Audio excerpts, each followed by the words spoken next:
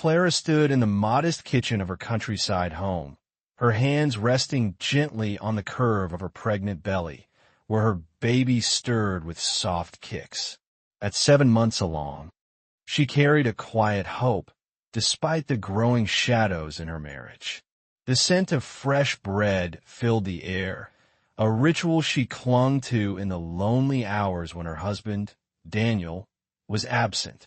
3 years ago, when they married, Daniel's warm smile and promises of a simple, happy life had felt like a vow etched in stone.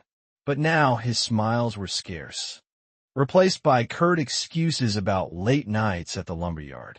"Work's tough," he'd say, his eyes avoiding hers. Clara, trusting and steadfast, accepted his words, pouring her love into preparing for their child. She sewed tiny clothes, painted the nursery a soft yellow, and dreamed of the family they would become. Willow Creek was a small town, where secrets traveled faster than the wind. Whispers trailed Clara at the market, murmurs of Daniel's truck parked outside a city bar, or sightings of him with a woman in a bold red dress. Clara dismissed them as gossip, the idle chatter of bored neighbors. Daniel was her husband, her partner. They had a future, a baby on the way. She held fast to that belief, refusing to let doubt take root. Yet doubt was a subtle poison, seeping in one rainy afternoon as she sorted laundry in their bedroom. Shaking out Daniel's jacket, a receipt fluttered to the floor, a dinner for two at La Rouge, a city restaurant far beyond their means. A red lipstick stain marked the edge, a shade Clara never wore. Her heart pounded, but she tucked the receipt away, convincing herself it was a misunderstanding.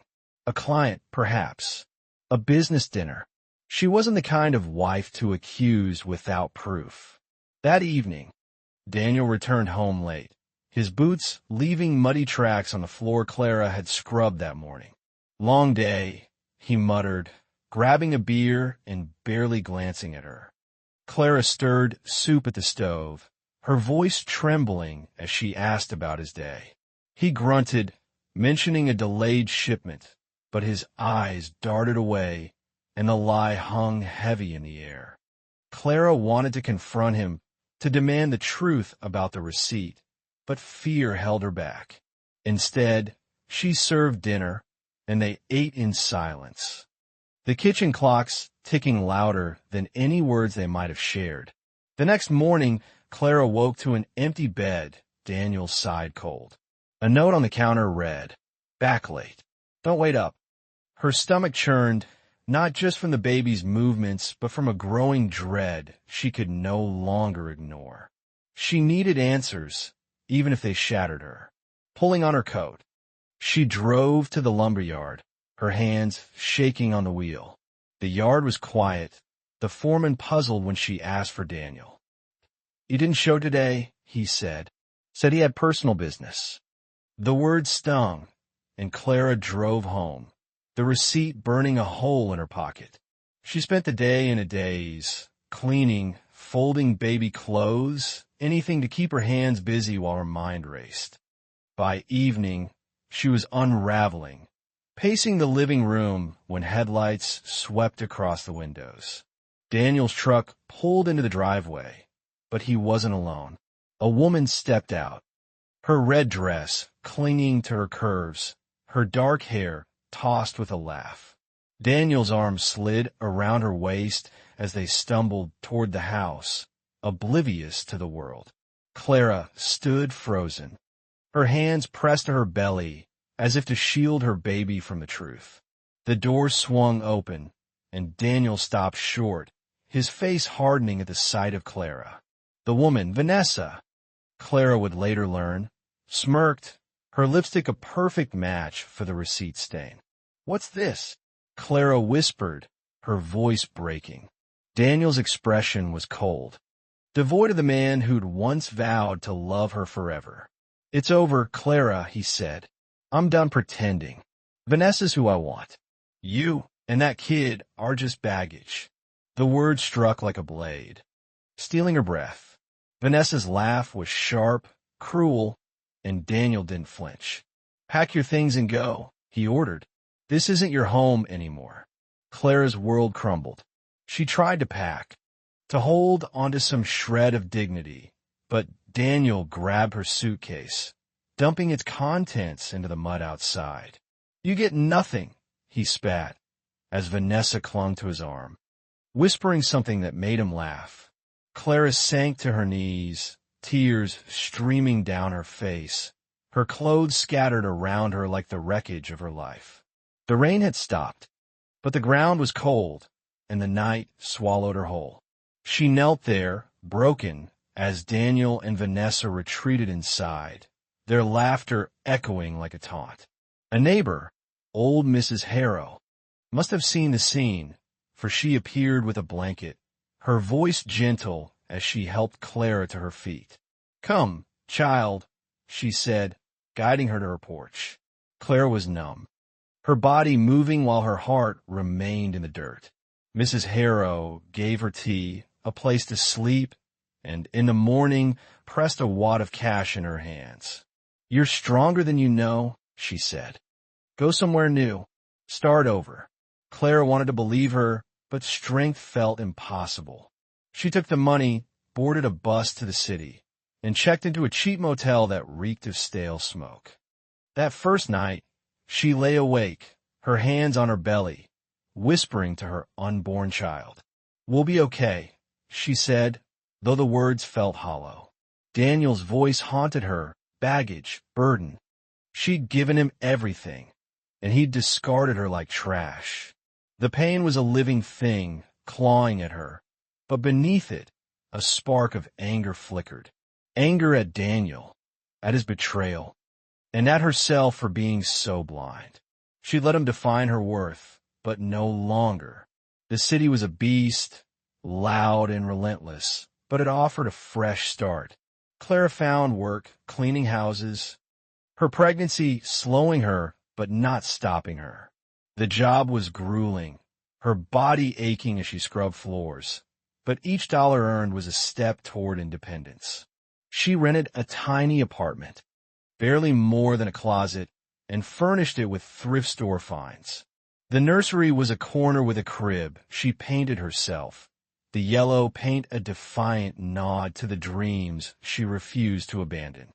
Her daughter, Lily, was born on a cold February morning, her cries piercing the sterile hospital room. Clara held her, overwhelmed by a love so fierce it frightened her. Lily was perfect, with tiny fists and eyes that seemed to see everything.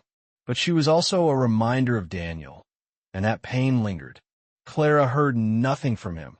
No call, no letter. Part of her was grateful.